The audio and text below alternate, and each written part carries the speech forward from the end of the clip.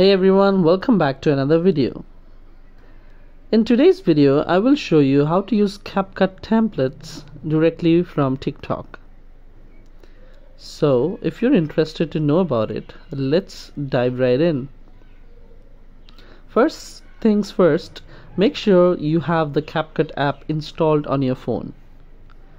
It's essential because without it, this method won't work. As you can see, I already have Capcut installed on my device.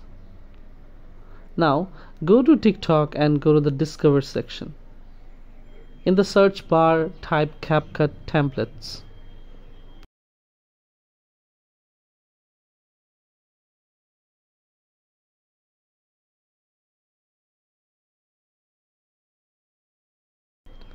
Now scroll through the results and look for a video that has this type of option like this. It should be named as Capcut Try This Template.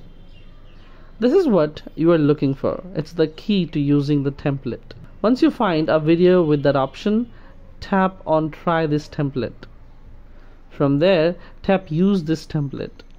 It will automatically open the Capcut app and take you to the selected template.